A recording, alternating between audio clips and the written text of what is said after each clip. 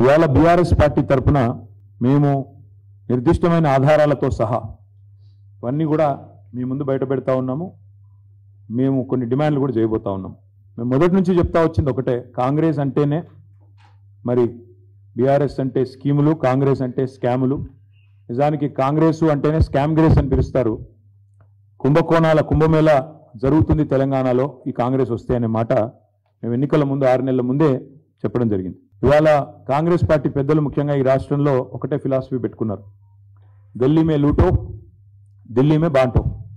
ఇక్కడ దోచుకో, గల్లీలో దోచుకో, ఢిల్లీలో అక్కడ ఉండే కాంగ్రెస్ పెద్దలకు, అక్కడ ఉండే వారికి మరి అందులో ఎందుకంటే సామంతరాజులు కప్పాలు కట్టాలి కాబట్టి ఇక్కడ నుంచి అక్కడి వరకు వారు పంపకాలు, సూట్ కేసులు మోయడం ఇవన్నిట్లో బిజీగా ఉన్నారు.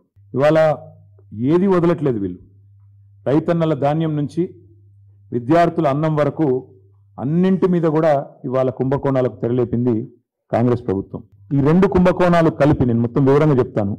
ఇటు రైతులేమో పడిగాపులు పడుతుంటే రోడ్ల మీద ఇంకా ధాన్యం కొనుగోలు పూర్తిగాక అకాల వర్షాలతో సతమతమయ్యి కొనుగోలు కేంద్రాలలో రైతులు కన్నీళ్లు పెట్టుకుంటే, మరొకవైపు ప్రభుత్వం మాత్రం ధాన్యం కొనుగోలు మీద దృష్టి పెట్టకుండా వాళ్ళు చాలా బిజీగా ఈ ధాన్యం కుంభకోణం మీద దృష్టి పెట్టి మరి స్వయంగా ముఖ్యమంత్రి గారి పేషీ నుంచి పౌర సరఫరాల శాఖ డిపార్ట్మెంట్ నుంచే ఈ కుంభకోణం జరిగిందనేది మాకు వస్తున్న ఇన్ఫర్మేషన్.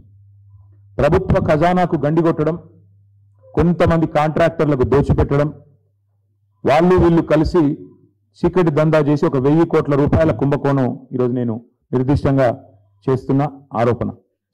ఇప్పటికే రాష్ట్రంలో బి ట్యాక్స్ అని, ఆర్ ట్యాక్స్ అని, ఆర్ఆర్ ట్యాక్స్ అని, యూ ట్యాక్స్ అని రకరకాలుగా ట్యాక్స్ల గురించి వింటా ఉన్నాం, అన్అఫీషియల్ ట్యాక్స్ల గురించి వింటా ఉన్నాం.